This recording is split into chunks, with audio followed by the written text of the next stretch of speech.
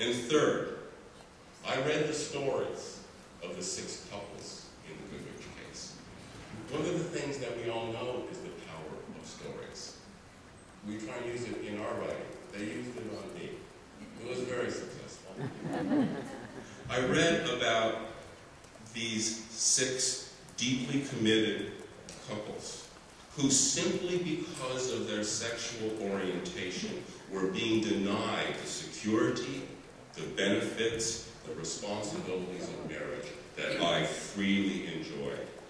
I couldn't walk away from a request to help end this form of discrimination. So we agreed to do it, and then it was the challenge of what to do.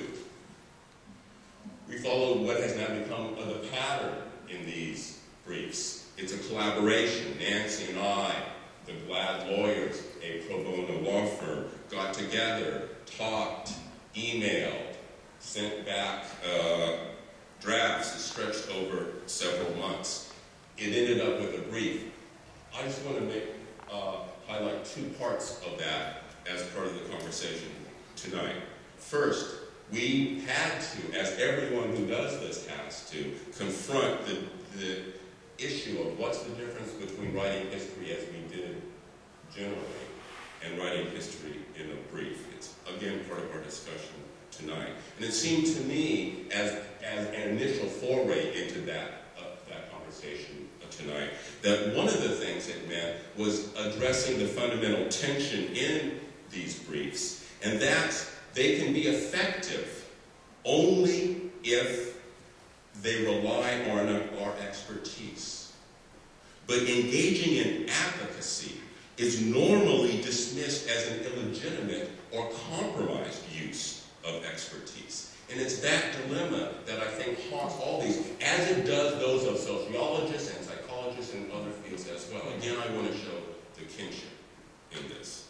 In thinking about that then, and as I've thought about it ever since, I keep wondering about the need to avoid essentializing historical analysis as a singular kind of work done only in peer-reviewed journals and monographs. Instead, it seemed to me then, it seems to me now, that we need to talk about how we can present our work in a variety of ways to diverse audiences, from students to the public to the courts. The second thing that we had to do, of course, was to write the damn thing. And so that meant that we had to figure out what sort of argument to make that would be relevant to the issues in the Goodrich case. We concluded that the most relevant contribution that we could make was to synthesize historical scholarship, to argue how and why marriage had changed in the past and therefore could change in the present and in the future. In other words, unlike the state, we contended that marriage has never been a static institution in Massachusetts or any other state. And we also contended that in the past, courts had made significant changes in marriage. And we offered countless examples from Massachusetts and from around the country.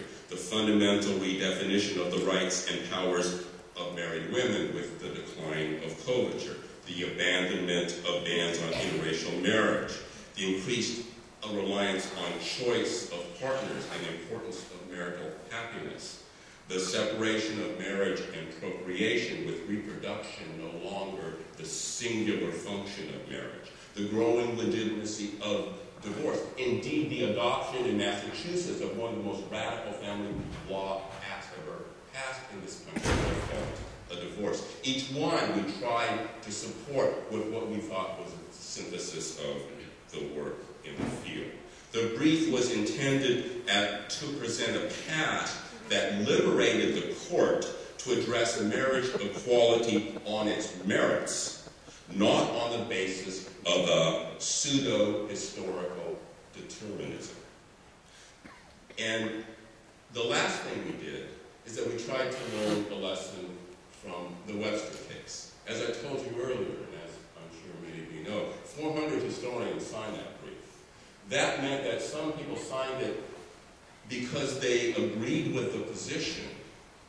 Maybe they knew something about the history of abortion, but they didn't sign it as experts in the way we were trying to present ourselves in this brief. Therefore, we only asked people to sign the brief we wrote, who had written on marriage and the law, and particularly those who had works that we cited in the brief. And so we titled our brief, the amicus curiae brief of professors of the history of marriage, law, and the families. One last point. I do feel compelled to say something about the impact of that brief. It seems to me it had at least two visible. One, I would argue, and I would urge you to read the brief and see if you agree, that the opinion in the Goodrich case is a historically informed one. At one point, the Chief Justice says, "Alarms about the imminent erosion of the natural order of marriage were sounded over the demise of anti-miscegenation laws, the expansion of the rights of women, and the introduction of no-fault divorce. But marriage has survived all of these transformations, and we have no doubt that marriage will continue to be a vibrant and revered institution with the change that they will make." Second, there has been a historian's brief filed in every same-sex marriage case except the one in California since the Goodrich case.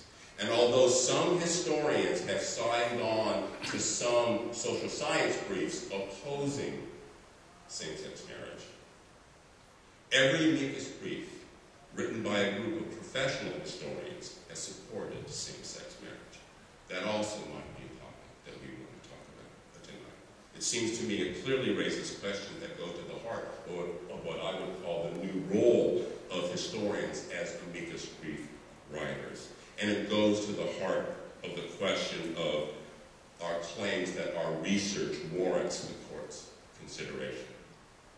So let me end by saying that what I've tried to do is to start the conversation tonight by drawing on my experience in this case, my sense of the law, to talk about how historians, it seems to me, have, when given the opportunity to participate in an amicus brief, should use their expertise in that new role. I hope these comments will start our conversation.